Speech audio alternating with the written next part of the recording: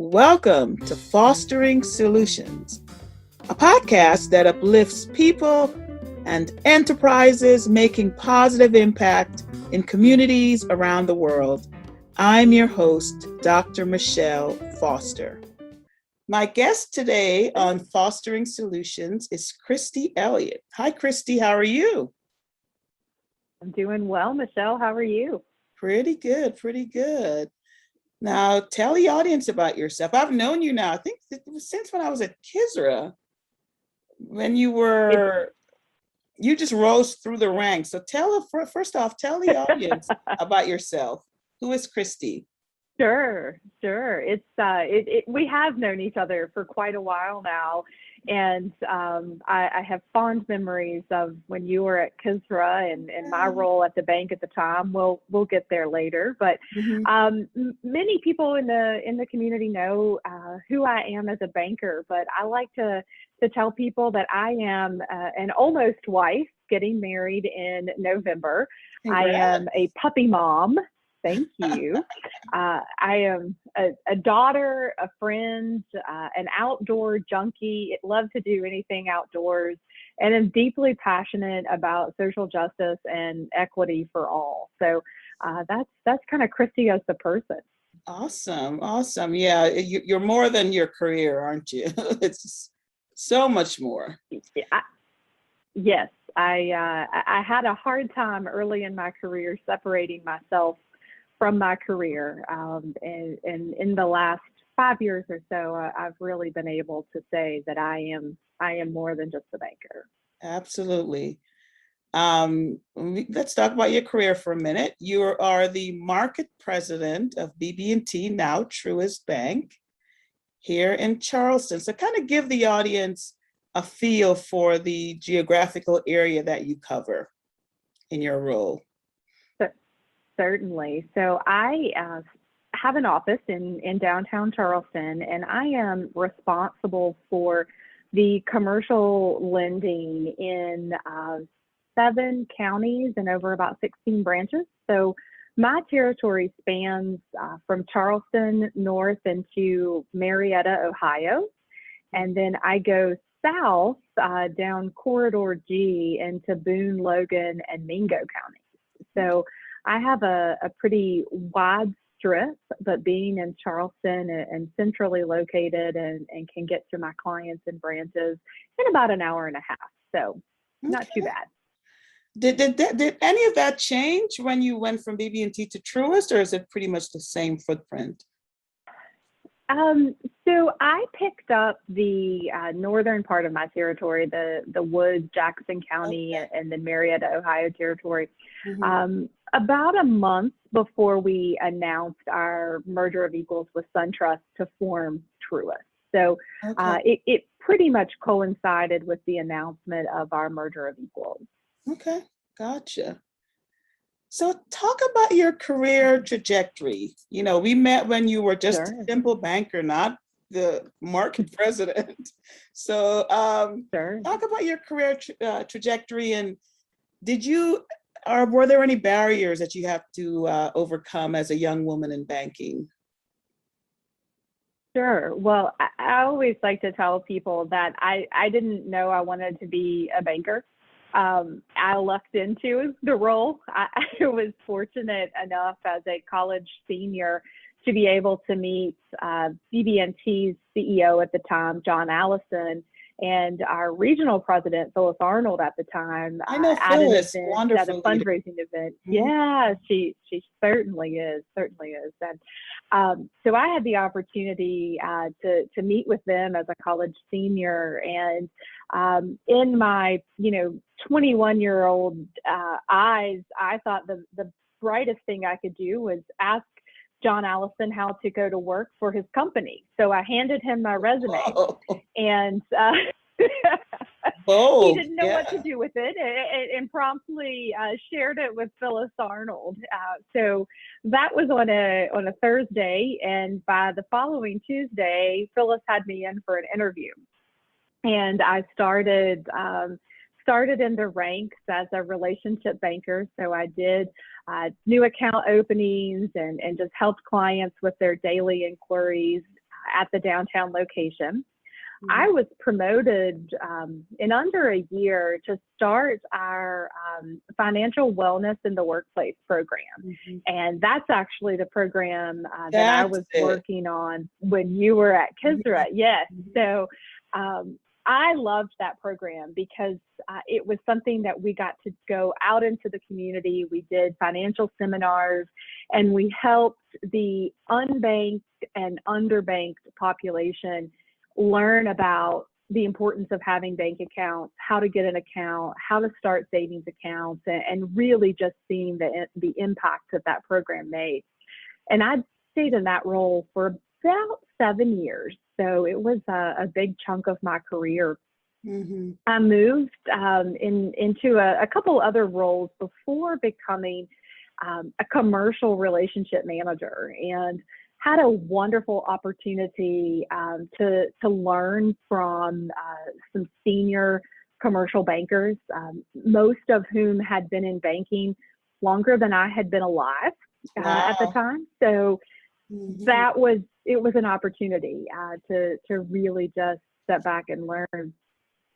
And from that role, I was elevated to the market president role in 2017 for my leadership that I had shown through some adversity that we had with some other teammates. So I didn't have a lot of the traditional challenges that I know many women, especially in banking, face.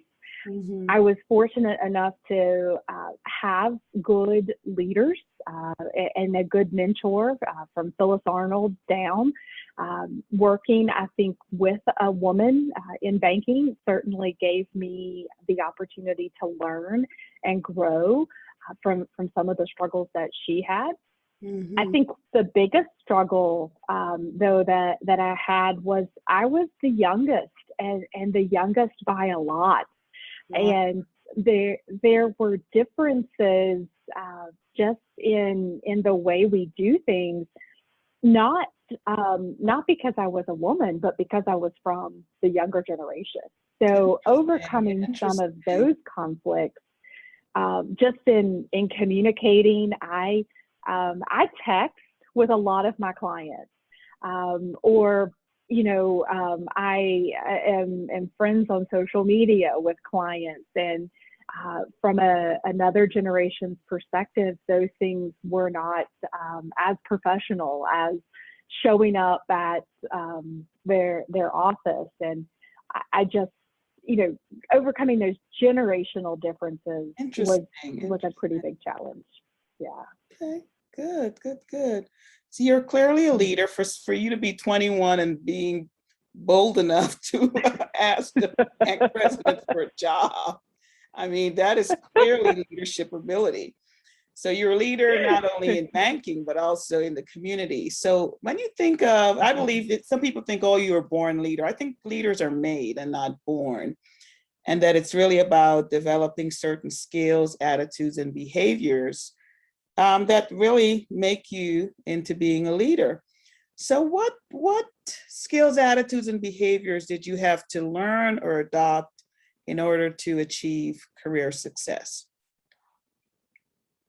When I first heard you ask some of your prior guests a similar version of that question, it really made me stop to think and reflect. And I really think that from the skill side, there's a couple of things that come to mind. And that's learning the art of negotiation. And you're not just negotiating with your client, but you have to learn how to negotiate for yourself. And that could be negotiating for a pay increase. That could be negotiating for a job, or maybe it's not for a job. Maybe someone's asked you to do something that you don't have the capacity to take on at the time, and just learning how to negotiate for yourself. The other thing that negotiation, you have to really know what you want. Because if you ask for something, you can't be afraid that you'll get it. And learning that sometimes when you ask, you're going to get it. Careful what you ask for, sure right? You're ready. Bingo, because you just might get it. Just might get it. And the other skill that I have not perfected by any stretch of the imagination, but is so important, is patience. And learning that it takes time, and it takes the right situation to come about, and really just being patient, and in not only what you expect of yourself, but what you expect of others. You can't expect someone to change a 20-year habit because you ask them nicely one time. So just learning patience and practicing patience, I think is a really big help. And in terms of behaviors, I feel like I had a really good foundation for behaviors from my home life. And I had parents who had a very strong work ethic and always showed up and did extra, maybe more than what they were asked. And that was really instilled in me. So I've always been one that just showed up. I showed up early, I showed up late, I showed up on the weekends. Whenever there was something going on, I showed up. And I think that is just really important as a leader. You can't expect people to do things that you're not willing to do. Right. So, just this past weekend, we had a great team show up to support the city and the Charleston distance run. It's an annual tradition. We man a water station, and it's an early morning. It's on a Saturday. You're up before 7 and handing out water and cheering on runners. And I wouldn't ask my team to do that without me also being willing to give up and be there. Exactly. So those are just some of the things that when reflecting, I think that are really important in leadership. Awesome. So true. Yeah, I saw your photo. I was like, oh, I thought you were running the 15 miler. It's like, go ahead, Christy. No, I didn't run. I just handed out the water. Okay, that's okay. Equally as important. I know, very important. I've done the 5K a couple of times, but I've never done the 15 miler. Absolutely. So you mentioned your parents. So you were born in West Virginia, correct? You're a native West Virginian? I am. I have lived my entire life in West Virginia. I grew up in Fayette County. I went to school at Concord College, now university, and I have been with Truist for a little over 17 years now. Wow. Awesome. So when you think of your leadership style, and you've been alluding to some of this, how would you describe your leadership style? I've been very fortunate working for Truist. We have a leadership institute, and we get to go through and spend a lot of time focusing on and developing our personal selves, which then helps us become better leaders. So spent some time developing my leadership purpose, which is to cultivate an inclusive environment where all persons have equal access to basic human needs. And I feel like my purpose really drives my style. Our current CEO says all of the time, when you know your purpose, that's when you know what you're doing matters. And I think that knowing my purpose is really to just help ensure that everyone feels included and they have access to just the basic human needs. Helps me be understanding when something happens within their family unit that they need to take time off, encouraging them to take personal days to just not think about work, because life is so much more, or so much bigger than work. And then hopefully being supportive when there are errors made. We are human and we do make errors. That's just a product of who we are. And I feel like being supportive all around is, helps my style fit my purpose. Absolutely. That's awesome. Now, thinking about coaching, you mentioned Phyllis Arnold. So what coaching, and it sounds like she was a coach, mentor, what coaching have you received and how did it impact your career? Sure. Phyllis was very instrumental in the first part of my career, and then Bobby Blakely has been my manager now for the other half of my career thus far. So I've had two very strong leaders to learn from, and I think the best coaching advice that I have received, which is applicable not only to work but to life in general, is that if you think you don't like someone, get to know them better. Because many miscommunications happen when we are quick to judge someone else and someone else's intentions. And if we pause to start thinking about what's going on, asking questions, and getting to understand the other person's purpose, a lot of times things can be easily resolved.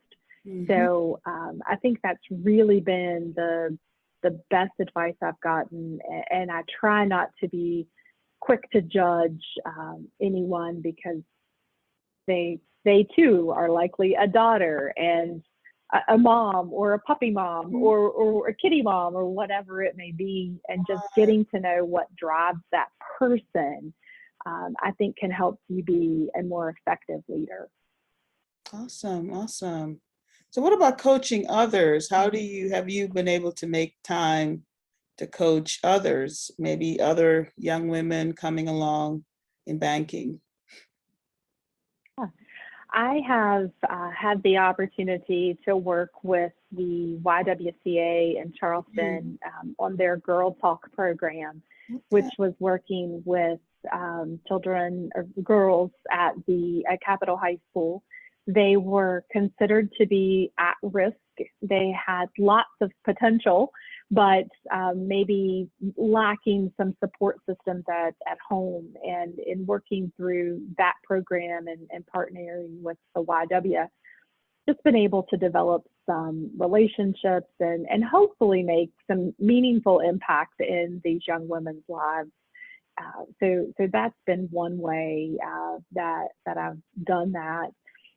And then internally at the bank, just making certain that I take the time to talk with my team one-on-one and making sure that we hold one another accountable.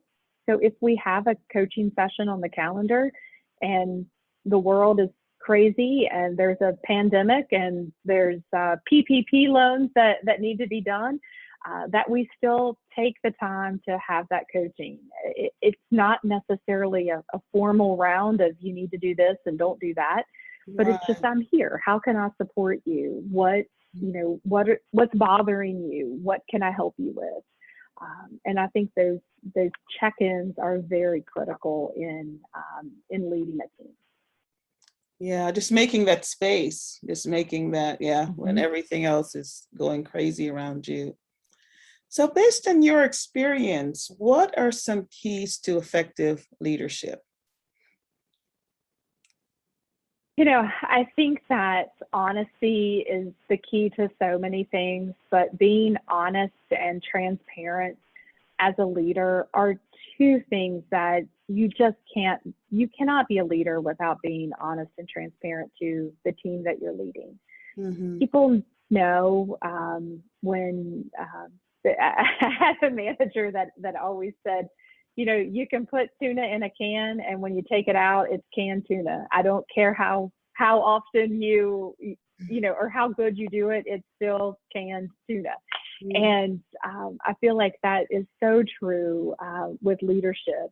Your team can feel it when you're not sincere, and you need to be transparent about challenges that you're going through, whether it's personal challenges or professional challenges. Don't hide things, and don't be afraid to talk about the tough things. I think that that's been one of the things that has moved me the most, was hearing from a teammate on my team tell me that she had seen me change and seen that I was a different leader today than I was 5 years ago. And that I'm much more compassionate and understanding and really fun to work with. And that, to me, that was me taking a lot of internal look at myself to see where I may not have been, hitting the bar, and being open to receiving feedback and receiving that and working on it. So that's awesome. That's awesome.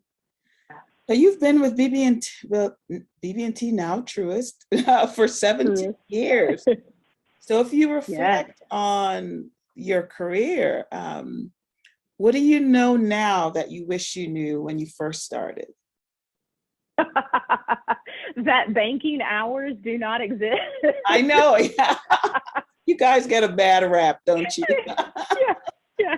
There's no such thing as banking hours. It's 24 hours for sure. But no, in all seriousness, I think that as I reflect on what I've learned through my journey, is that what you say, when you say it, and how you say it matters. So you're being watched, whether you know you are or not. And especially as a leader, your words carry so much weight, and people take what you say very seriously. So just be careful. Back to the be careful what you ask for, be careful what you say, because it matters. And especially as a leader, you need to say what you mean and mean what you say. Awesome. Words matter. Words matter. Yeah. They do, for sure. Yes. For sure. So what's next for you, Christy? Michelle, I don't know. I have been asking my magic 8 ball, and it keeps coming back with ask again. So we'll see. We'll see what the future holds. For right now, I am enjoying the market president position at Truist. I am excited for our merger of equals to be completed, and be able to have Truist everywhere and share our Truist purpose in our communities. And hopefully we'll be doing that for the foreseeable future. I am also really enjoying my presidency of Rotary, and all of the things that come with that. And thank you for serving on my board. That's been a lot of fun and making some impact. At the end of the day, where I am and what I'm doing, it will always be for the betterment of the Charleston community and for the state of West Virginia. I am from here. I am very passionate about our future and all of the people that we have. And I just want to see, Charleston and West Virginia recognized for all of the good that we have. So in whatever role I am in, that will be what I am doing in the background. Yep. Seems like a person filled with hope. Absolutely. Looking for the best for our community and our state. Yes. Absolutely. Any parting words? Absolutely. That's, this interview was time just flew by. So it really did. I know. Anything Just to like old friends wrap up? talking. Yeah. Yeah. I think what I would tell your listeners, it would be to believe in themselves the same way they believe in others, Mm-hmm. to give themselves the same grace that they give to others, and celebrate the wins, all of them, whenever they happen, because you've worked hard and you deserve to celebrate. So that would be my parting words to the Take listeners time to today. celebrate. I like that. Always, Yeah. there's always time for a party, right? That's right. That's right. Thanks so much, Christy. It was a pleasure having you as my guest on Fostering Solutions, and I'm sure I'll be seeing you soon. So take care. Well, thank you for having me, and I'll see you soon.